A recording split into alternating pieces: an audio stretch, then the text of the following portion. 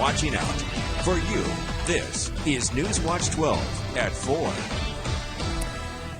An investigation into a summer boat crash on the Rogue River is complete today. Thanks for joining us for NewsWatch 12 at 4. I'm Haley Gravitt. And I'm Tim Quitadamo. That report is in the hands of the Josephine County Sheriff. NewsWatch 12 has been tracking that report since it started on August 4th.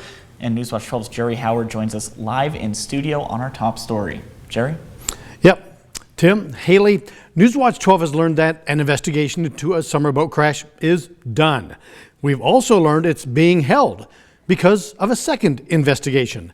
The investigations of a boat crash on the Rogue River in Josephine County involve a Hellgate jet boat, excursion touring vessel, and a private watercraft. Josephine County Sheriff Dave Daniels says his marine investigation is done and it's being held pending U.S. Coast Guard completing its investigation. He says while the Coast Guard has jurisdiction over the commercial watercraft, his office has jurisdiction over the private boat that you see here. Sheriff Daniel also says rules of the river dictate a downstream boat has the right-of-way, which was the private watercraft in this case, which had passengers who sustained injuries. Now, Hellgate Jet Boat Excursions is a NewsWatch 12 client, sharing its statement about Josephine County Sheriff's Office incident report, writing, quote, "We are aware of and are beginning to review a copy of the document from the Josephine County Sheriff's Department. We want to thank our community again for all of the outpouring of support we have received," end quote. NewsWatch 12 asked Sheriff Daniel for a copy of the report, which he is not releasing pending the Coast Guard report. So we also asked the Coast Guard yesterday about its report too, and it said its investigation continues. Live in studio, Jerry Howard, NewsWatch 12. Tim, Haley? This is kind of a crazy situation. It's kind of quite the thing to come into first thing in the morning. But today, Trader Joe's operations were interrupted by a fire behind their Medford building. Yeah, that's right. And NewsWatch 12's Brinkley Hill saw that destruction firsthand this morning. I'm outside the service entrance of Trader Joe's where they get all of their groceries delivered, and you can see their awning has just been melted off of its frame. It's not even there anymore in some places. You can see their pallets that they had compiled. These are grape boxes, these are basil, these are soda boxes that have been compacted, are burned on the fringes and now dripping wet from trying to put this fire out. But the biggest thing here are the pallets, the plastic pallets that have just been melted into near destruction, almost unrecognizable just a few hours after this fire. it was a little surreal that all of a sudden just having a fireman in full fire gear coming in telling you to evacuate. The workday at Trader Joe's started without a hitch. Well, we were all inside and we had absolutely no clue anything was going on. At 5 a.m., employees didn't know that the cardboard recyclables and reusable pallets had been lit on fire. The only reason we knew is because cops started coming around the front of the store, and we thought something was happening at Ulta, and so we ran out to see what was going on. And when we ran out, the fire department was running in, telling us we needed to evacuate. The exterior of the building was damaged in the back, but the inside of the grocery store remained untouched. Trader Joe's employees did have to rush to stock their shelves this morning, but their hours weren't affected by the fire. We had flames from the ground level up past the roof line. Medford Fire Department told NewsWatch 12 that the fire is now under investigation. They won't know the cause of the fire for a few more days, but there were security cameras in the area and witnesses. NewsWatch 12 will continue to keep you updated as we learn more about this fire. From Medford, Brinkley Hill, NewsWatch 12. And in Gold Hill, fire crews responded to a house fire just after 9 o'clock last night. According to Fire District 3, the fire started on a stovetop, then burned up and into the attic. When fire crews arrived, the residents had been using a garden hose to keep that fire under control. Fire crews had to open holes in the roof to put the fire out. Good smoke damage in there. Kitchen's totally destroyed, power's pulled on it. And then a decent amount of water damage in there. We were able to salvage what we could, but it's not going to be livable for a little bit. Major damage in the home has made the home unlivable. There's both smoke and water damage in the living room and in the attic, with the kitchen completely destroyed. All 5 residents and 3 animals in the home got out safely. Luckily, no injuries were reported. Onto a community impact story. Book lovers in Grants Pass have a new library to look forward to. Who doesn't want to get lost in a good book? And the Josephine Community Library has revealed the design for a brand new building downtown. NewsWatch 12's Leave column tells us what the library is set to offer. Josephine Community Library in Grants Pass is one step closer to getting a makeover. Library leaders have unveiled the final design for a new library downtown. The property is in the plaza between J and K and 6th and 7th Street, and they're hoping to turn that space into a community hub. It really provides that opportunity to revitalize that section of our downtown area and kind of bring new life into that area, extending downtown towards the river. Community need is at the backbone of this new project. Library leaders surveyed some locals to see what they wanted in a new library. They decided on a one-story modern space with 22,000 square feet for meeting rooms, a courtyard, spaces for kids and teens, and extra room to grow. We really wanted to make sure that the new library was going to be something that the community could use for the next several decades and would still be relevant. Construction on the new space is set to begin in 2027. Coming up on our special edition after the vice presidential debate, find out what library leaders are hoping to update and preserve about the current branch. In Grants Pass, Leave column, NewsWatch 12.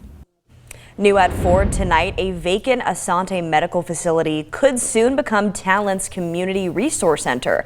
The City of Talent has a grant request pending with the state for money to buy Asante's building at 49 Talent Avenue. Talent City Manager Gary Milliman says that the city submitted the grant application last week before yesterday's deadline. He says the building would provide space for local nonprofit and support agencies such as Access. And we received 25 letters of support, primarily from nonprofit organizations, indicating that there was a need for the facility in the community, and hoping that several entities could share the space and coordinate their services. Milliman says the grant request is for $1.5 million to buy the building and upgrade it. He says its appraised value is $1,350,000, which is the purchase price with other funds for the renovations. Now let's check in with Stormwatch 12 Chief Meteorologist Matt Hoffman over in the Weather Center. Matt, we had a story that took place on the water to start the show, a couple of fire stories. It seems like we're still going to have to wait for some water to come into our region. Yeah, still feeling like summer, and we're missing out on rain. It's going to stay dry now that we are into October. It's looking pretty quiet even as we go through the rest of the week and this weekend, but we are going to keep an eye on Friday. There is a storm system that will sweep through the area, but it looks like most of the moisture from that system will stay to our north. But look at these summer-like readings. 90 currently in Medford. It's 86 in Klamath Falls, 82 in Wairika, and the Checo effect once again getting Brookings up into the 80s today. We're back down now, though, to 78 degrees.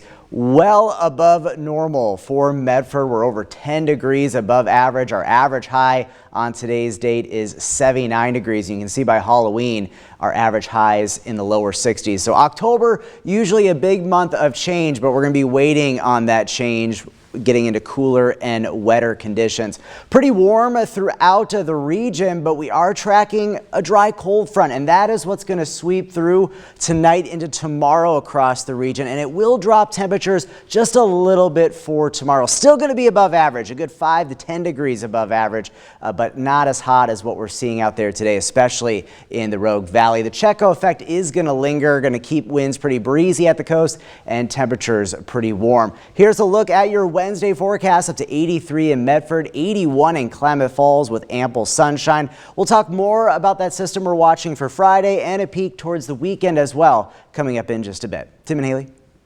Matt, thank you. On to a traffic alert for Curry County drivers. Emergency road work is being done along parts of Highway 101. The Oregon Department of Transportation is repairing sections of sunken road in 2 areas north of Brookings. ODOT says the work areas will be reduced to a single lane and drivers can expect delays of up to 20 minutes.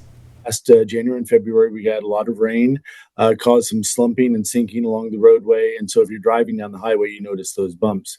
So what we're going to do is go back and fix that damage that occurred last winter and repave it to make it a smoother road surface before the winter conditions start again. There's also some repaving work being done in Gold Beach and Brookings throughout the month of October. Construction is expected to be completed by December 1st. And summer might still feel like we're still in it, but the StormWatch meteorology team will tell us what to expect this upcoming winter in our winter weather special. Be sure to mark your calendars for November 27th. That's when StormWatch 12 Chief Meteorologist Matt Hoffman and meteorologist Sarah Kress will give us a preview of how much precipitation we can expect to see in Southern Oregon and Northern California. In Siskiyou County yesterday, Highway Patrol responded to a rollover collision that left one driver dead near milepost 58 on Sluice Box River Road access. A black car with Oregon plates was located several hundred feet down an embankment. Officers believe the car left the road and rolled several times before coming to a rest. The male driver was wearing a seatbelt and the vehicle's airbags deployed. The identity of the driver has not been released. California Highway Patrol asks anyone with information to call the Wairika office with the number seen here on your screen. The cause of that collision remains under investigation. My name is Linda Healy. In 1974, I became part of the first CHP Academy class that included women. And this year marks 50 years since the women began serving in the California Highway Patrol. 1974 was the year the first woman became part of CHP Academy. They faced a lot of challenges and were even yelled at when they first arrived. Despite all of this, they proved themselves by going through the same tough training as the male officers, which became a groundbreaking moment for women in law enforcement. The Women Traffic Officer Program helped launch many CHP careers. Prior to the WTOP, women were only permitted in non-officer roles. NewsWatch 12's Damian Alvarado chatted with the captain commander of Wairika's CHP. Captain Stacy Barr's journey in the California Highway Patrol started back in 1996 after being encouraged by highway patrolmen she had worked with. I knew that when I went in, there's no way I was going to leave. They were going to have to drag me kicking and screaming out of there because this was always something that I wanted to do. She had always been interested in law enforcement, and despite the initial challenges at the academy, she knew she was in for the long haul. Throughout my career, I've met other women that have help mentor me and bring me through the ranks. Stacy graduated with a close-knit group of 12 from the academy and went to work with some of her own former instructors. She steadily climbed the ranks, eventually becoming a captain with about 28 years on the job. All of this not possible without the Women Traffic Officer Program and those who came first in 1974. The judge that helped them come on the department and win their case gave them a very frank talking to at their graduation about you're women on the highway patrol, and whether you win or whether you succeed or whether you fail is completely on your shoulders. I can't imagine that kind of scrutiny. Wairika's CHP Communications Center is staffed 100% with women public safety dispatchers. Stacy thanks her incredible mentors, particularly women who have helped pave the way for her and others in the male-dominated field. I'm grateful for the efforts they put forward and, Damian Alvarado, quite frankly, the bravery for them to come on into a male-dominated field that women were never allowed into before. NewsWatch 12.